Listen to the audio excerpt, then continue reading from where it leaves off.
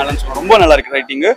Shivarajkumar unexpected brother climax எல்லாமே. Plus Sandeep Kishan எல்லாருமே சூப்பராக பண்ணியிருக்காங்க. பிரியங்கா மோகன் வந்து லவ் கான்செப்ட்ல எல்லாருமே பார்த்து பார்த்து பழகிட்டாங்க. ஆனால் இதுல வந்து ஒரு டோட்டல் டைமென்ஷனல் சேஞ்ச். ரொம்ப நல்லா பெர்ஃபார்ம் பண்ணியிருக்காங்க. ரைட்டிங்கா படம் ரொம்ப சூப்பரா இருக்கு. போர் அடிக்கல பிரதர். நான் இன்னொரு தடவை பார்க்கலாம். அந்த மாதிரி 10க்கு 9 தரலாம் ரைட்டிங். ஆக்ஷன் வந்து ரியாலிட்டியா இருக்கு பிரதர். எதுவுமே பெருசா புதுசு மாதிரி இல்லை. லைக் ஓவராலாவே நீங்க இது ரியாலிட்டி பேஸ்ட் ஃபிலிம்னு வச்சுக்கலாம். எதுவுமே சில படத்தெல்லாம் பாத்தீங்கன்னா லைக் அதிகமா தூக்கி காமிப்பாங்க. அந்த மாதிரிலாம் கிடையாது. ரொம்ப நேச்சுரலா இருக்கு. பெர்ஃபார்மன்ஸ் எல்லாமே அப்படியே அந்த இடத்துல ரியலாவே வாழ்ந்த மாதிரி நடிச்சிருக்காங்க. தனுஷா வந்து அசுரன் 2 பிரதர் தனுஷனோட பாயிண்ட் சூப்பரா வைக்கிறாங்க. ஜிவி பிரகாஷோட மியூசிக் பெரிய பிளஸ். தரமான படம், புரட்சி படம், எல்லாரும் பார்க்கலாம். பொங்கல் நல்லா என்ஜாய் பண்ணி பார்க்கலாம். கூஸ் பம்ஸா இருக்குது. நல்லா என்டர்டைன்மெண்டா இருக்கு. நல்லா அருமையான படம். தனுஷ் ஃபேன்ஸுக்கு ஒரு நல்ல ஒரு என்டர்டைன்மெண்ட், ஃபேமிலியோடு பார்க்கலாம். ஒரு புரட்சிகரமான படம். எல்லாம் பிஜிஎம்லாம் நல்லா இருக்கு. படம் வந்து வேற லெவல் தரமா இருக்கு. நல்லா கதை சொல்லவே முடியாது. படம் பார்க்கணும். அந்த தியேட்டர்ல வந்து பார்த்தா தான் அதோட எஃபெக்ட் புரியும். சிவராஜ் அவர் வந்து வேற லெவல். அவர் வரும்போதெல்லாம் பயங்கரமா இருக்கு. சீன் லாஸ்ட் சீன்ல வரும்போது எல்லாருமே எந்திரிச்சு கிளாப் பண்ணுவாங்க. படம் கிளைம் ஆக்ஷன் சீன்ஸ் எல்லாம் வந்து எல்லாமே கன் ஷூட் தான். எல்லாமே புரட்சி படம் தான். அது போர் படம் தான் அது. ஆனா தனுஷ் வேற மாதிரி பண்ணியிருக்காரு. படம் பார்க்கறதுனால ஒரு நல்ல என்டர்டைன்மெண்ட். ஒண்ணுமே லேகே கிடையாது. பக்காவா இருக்கு. நல்லா அருமையா 2 பேருக்கும் காம்போ நல்லா இருக்கு. ஒரு நல்ல எல்லாரும் பார்க்க வேண்டிய படம். இதுக்கு நல்லா பார்ட் 2 காமிக்கல. ஆனா பார்ட் 2 வேண்டாம்னு நினைக்கிறேன். இதுவே சூப்பரா இருக்கு. செம்மையா இருந்துச்சு. எனக்கா தனுஷ் சார் பத்தி சொல்ல வேணுமா? அவர் எப்பவும் போல மாஸ் பண்ணிட்டாரு. உண்மையா பொங்கலுக்கு வந்த தீபாவளி மாதிரி இருக்கு. படம் ஃபுல்லா வெடிச்சுக்கிட்டே இருக்கு. ஃபைட் தாங்க, ஃபுல்லா ஃபைட் தான். படம் ஃபுல்லாவே எதுவுமே ஸ்பாயில் பண்ற மாதிரி இல்ல. படம் உண்மையா செம்ம மாஸ் ஆக்ஷன் தான். ஃபுல்லா வைலன்ஸ் சொல்றாங்க இப்பதான். இதுதான் உண்மையான வைலன்ஸ். அப்படி ஒரு வைலன்ஸ் இருந்துச்சு. இது வரைக்கும் நான் தமிழ் சினிமால இப்படி ஒரு வைலன்ஸ் பார்த்ததே இல்லை. அப்படி இருந்துச்சு படம். செம்ம மாஸ். பரவாயில்லதான் படம்.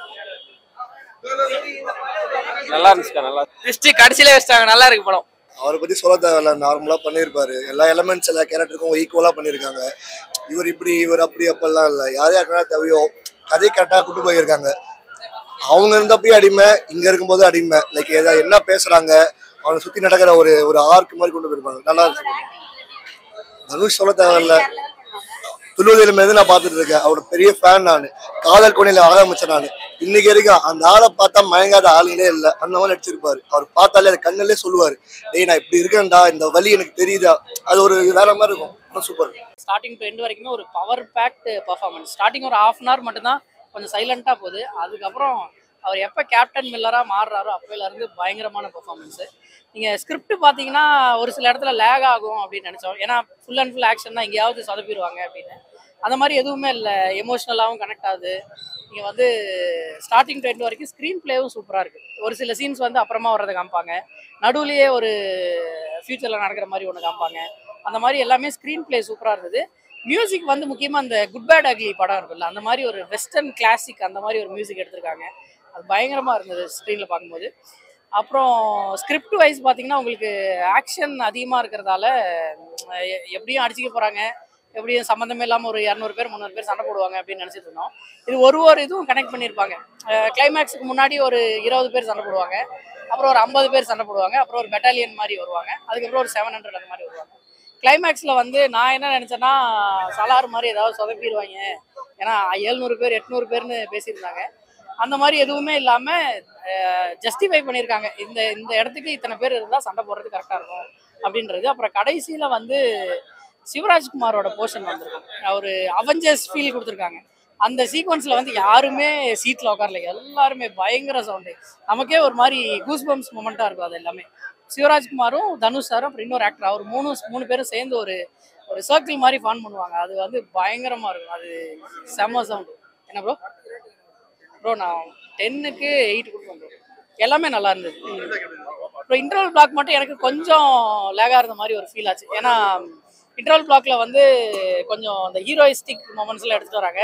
முன்னாடி அதெல்லாம் கிடையாது. பட் இப்போ எடுத்துகிட்டு வர்றதால அது மட்டும். முன்னாடி ஒரு ரியாக்ஷன் கொடுத்துட்டு இது என்ன ரியாக்ஷன் இது அப்படின்ற மாதிரி ஓவர் ரியாக்ஷனை போட்டாங்க. அந்த மாதிரி ஆயிடுச்சு. ஆக்சுவலா இப்போ நிறைய கிரிஞ்சு பண்ணி வச்சானுங்க. ஃபைட் சீனா இருக்கட்டும் எல்லாத்தையும் ரொம்ப கிரிஞ்சு பண்ணி வச்சிருக்காங்க. பார்ட்டுக்கு லீடு கொடுத்து கொல்ல பார்த்தாங்க. நம்மள சிவராஜ்குமார்லாம் பொழைச்சாரு. உண்மையிலேயே அவர்லாம் முடிஞ்சு போச்சு மார்க்கெட் நினைச்சோம் நம்ம.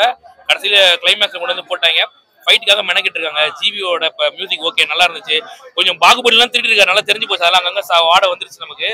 என்ன பொறுத்த வரைக்கும் ஆவரேஜுக்கும் கீழே தான் படம் உண்மையிலேயே. கிளைமேக்ஸ் ஃபைட் இல்லைன்னா ஒரு பயங்கரமான மொக்க படம் சொல்லியிருக்கலாம். கிளைமேக்ஸ் ஃபைட்ல கொஞ்சம் தேதிரானீங்க அவ்வளோதான். படம் செம்மையா இருக்குது.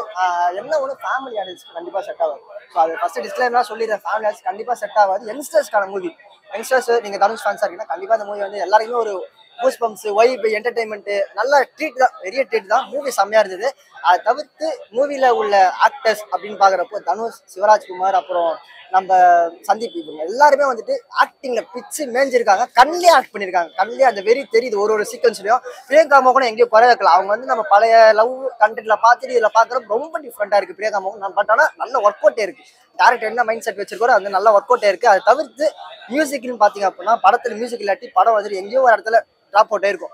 ஸோ அந்த மியூசிக்கு ஜிவி பிரகாஷ் நல்லா தூக்கி சாப்பிட்டாப்புல வேற மாதிரி இருந்துச்சு. மியூசிக்லாம் வந்துட்டு எங்கேயும் குறை இல்லாமல் அந்த டவுன் ஃபீல் வராமல் நல்லாவே போட்டுருந்தாரு. அதை தவிர்த்து மூவில டைரக்ஷன், ஸ்கிரீன் பிளே, எடிட்டிங் எல்லாமே செம்மையா இருந்தது. படம் ஏதோ குறை இல்லை, அவ்வளவுதான். எல்லாம் என்டர்டைன்மெண்டா இருக்கும். அது நான் சொல்றதை விட நீங்க தியேட்டர் வந்து எக்ஸ்பீரியன்ஸ் பண்ணீங்கன்னா உங்களுக்கு அது வைப் உங்களுக்கு தெரியும். ஏன்னா நம்ம நார்மலா டிவியில பாக்குறதோ இல்ல ஓடிடியில பாக்குறதோ அதை தவிர்த்து நீங்க தியேட்டர் வந்து ஃபீல் பண்ணீங்கன்னா ஆடியன்ஸோட பாக்குறப்போ வைப் செட் ஆயிடும். அது வந்து நம்ம ஆட்டோமேட்டிக் கூஸ்பம்ஸ் சேர்த்துது. அந்த சீக்வன்ஸ் எல்லாமே ஆட்டோமேட்டிக் கூஸ்பம்ஸ் சேர்த்தோம். உங்களுக்கு நீங்க எப்படின்னா எக்ஸாக்ட் சீட்ல உட்காந்துருப்பீங்க, அடுத்து என்ன நடக்கும் அப்படின்ற அளவுக்கு உட்காந்துருப்பீங்க. ரெண்டு செம்ம காம்போ, நல்ல ஒர்க் அவுட் இருக்கு. காம்போ வந்துட்டு அடுத்து சிவராஜ்குமார் தமிழ் சினிமால வேற மாதிரி வருவாருன்றது இதுலேயே தெரியுது. இதுக்கு முன்னாடி நம்ம படத்துலையும் ஜெயிலர்லையும் பார்த்துருந்தோம். இந்த படத்துலையும் அவருக்கு என்ன மாதிரி எஃபர்ட் போடுமோ அந்த அளவுக்கு எஃபர்ட் போட்டு செம்மையா இருந்தது. ஏன்னா சந்தீப் அவரை பத்தி பேசியே ஆகணும். அவர் லாஸ்ட் சென்டில வருவாரு, பிரிச்சு மேஞ்சிட்டார். வேற மாதிரி இருந்தது, பிரிச்சு மேஞ்சிட்டார். நல்லா படம் கேப்டன் மில்லர்னா பார்க்கலாம் பஸ்.